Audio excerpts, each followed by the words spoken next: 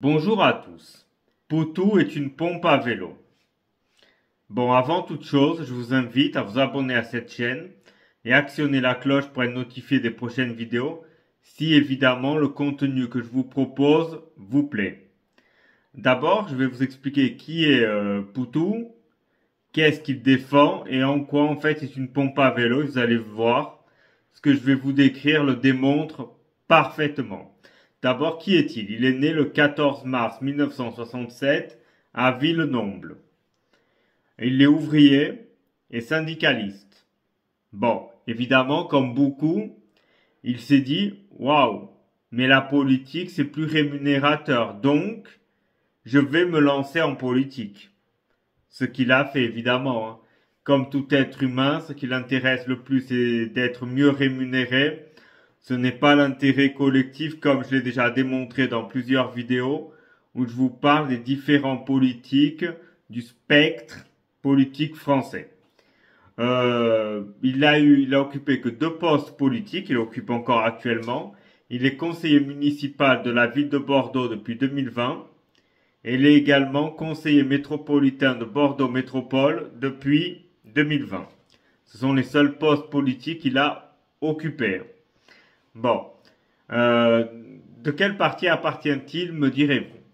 Il appartient au NPA, nouveau parti anticapitaliste, un parti néfaste, dont le programme, comme je vais vous le dire, démontrer, est tout sauf bon pour la France. D'abord, il a, rappelons-le, parce qu'il est toujours bon de le rappeler, le nouveau parti anticapitaliste a applaudi. Et vous me direz, qu'ont-ils applaudi? Eh bien, ils ont applaudi l'attaque du Hamas le 7 octobre en Israël. C'est-à-dire que le nouveau parti capitaliste a trouvé bien que ce mouvement-là, en fait ce mouvement terroriste, il faut dire les choses, a massacré 1200 civils qui n'ont rien demandé. Donc, le NPA, au lieu de condamner comme quasiment tout le monde l'aurait fait, a raison. Eh bien, il s'est dit, waouh, et si on allait applaudir tout cela? Bon, ils sont, donc de ce fait, à raison, sous une enquête de justice pour apologie du terrorisme. Car ce qu'ils ont fait, c'est précisément cela. Dire qu'une action terroriste est bien, soi-disant pour l'émancipation du peuple palestinien qui serait opprimé, tout ça. Bon. La riposte d'Israël. Certains la trouveront disproportionnée, mais il faut toujours rappeler qu'elle est une réponse à ce qui se passe. Évidemment, vous le savez, comme tout conflit, il y a toujours des arrière-pensées économiques, comme je l'ai déjà démontré dans une vidéo, où en fait, ce qu'Israël cherche, c'est à mettre main basse sur les ressources pétrolières et gazières qui se trouvent notamment en mer de Gaza. Ça, c'est dit comme ça, vous en faites ce que vous en voulez cette information. Donc voilà. Alors, que veulent-ils faire d'autre? Ils veulent ouvrir les frontières aux quatre vents, hein, comme s'il n'y avait pas assez d'immigration en France, comme si l'insécurité n'avait pas augmenté de façon exponentielle.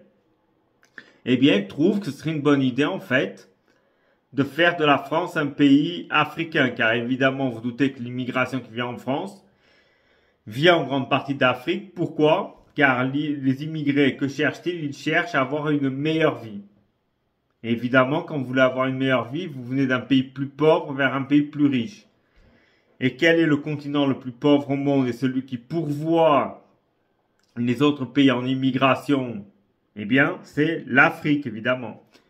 Et ces pays les recueillent avec plaisir très souvent, pas tant le pays en réalité, les entreprises, car comme j'ai déjà expliqué maintes fois, ça permet de baisser les salaires et également de baisser les droits du travail, car évidemment, l'immigré fait l'erreur typique de comparer son salaire dans le pays d'accueil à son pays d'origine et ainsi il a l'impression de gagner beaucoup d'argent quand en réalité il est exploité. Et ensuite, pour conclure, c'est un parti qui vit encore de l'utopie communiste. C'est-à-dire qu'on a maintes exemples d'échecs du communisme, pêle-mêle, Union soviétique, Cuba, Corée du Nord, Cambodge, Vietnam, Honduras, Nicaragua. La liste est longue.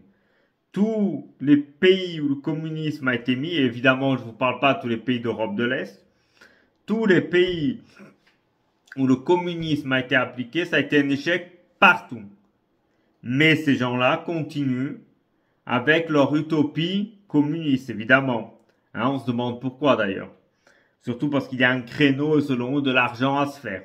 Car il y a des gens qui vivent dans une pauvreté extrême et qui se disent que le communisme, après tout, c'est pas si mal. Ils n'ont pas l'idée qu'en réalité, leur quotidien sera encore pire. Mais bon. Heureusement, vous me direz, les résultats électoraux quantitatifs, eh bien, punissent cette utopie. Et toutes les choses néfastes que je viens de vous expliquer. Au-delà, évidemment, des programmes qu'il faudrait ouvrir le système de santé à tous, qu'il faudrait tout confisquer, bref. Bon, résultats électoraux présidentiels. Je ne vais pas vous parler des autres résultats, ce n'est pas intéressant pour cette vidéo. Souvent, c'est les résultats présidentiels qui démontrent la puissance ou pas d'un parti au sein de la population. Alors, résultat quantitatif du NPA. 2012, 1,15%. Waouh, pas glorieux. Hein? 2017, 1,09%. Waouh, c'est pas top. Hein? 2022, 0,76. Heureusement, le peuple français est quand même réveillé et ne vote pas pour ce genre de parti qui provoquerait purement et simplement la destruction de la France en tant que pays souverain surtout et ouvrirait le pays donc aux quatre vents. Donc en fait un parti qui se veut soi-disant communiste va en fait plaire au grand patronat. C'est le grand patronat qui veut de l'immigration pour les raisons que je vous ai mentionnées. Ces résultats électoraux, au passage, me rappellent les résultats électoraux d'un autre parti, qui est de l'autre spectre de la politique en France. L'Union populaire républicaine, l'UPR. Eh bien, les résultats en fait sont similaires, c'est-à-dire les deux sont dans la médiocrité, dans la nullité. Encore en plus, parfois, dans une de ces vidéos, je crois, Asselineau dénigrait Poutou. Reste que Poutou arrive à se présenter au présidentiel et qu'Asselineau n'y arrive même pas. Ça vous dit quand même le manque d'ancrage de l'UPR. Ah oui, c'est vrai. L'UPR ont 0 élu. Donc à un moment donné, comment voulez-vous avoir des parrainages? Voilà. Si je pourrais leur donner un conseil, impliquez-vous au niveau local. Hein. Mais bon, vu qu'Asselineau reste qu'à Paris, ça va être compliqué. Bref, continuons. Donc, comme je vous l'ai dit, ils sont visés par une enquête. Ah là là, Poutou, il est nul. Voilà, quand tu vois aller au grand débat en t-shirt. Voilà, ça on dit beaucoup, hein. Mais bon, en fait, Poutou, si vous voulez, pour moi, c'est assez simple. Il est l'exemple du nivellement par le bas de la politique française. Et c'est malheureux. Voilà. Je vous remercie d'avoir assisté à cette vidéo jusqu'à là. Je vous invite à la partager au maximum. Et je vous dis à très bientôt.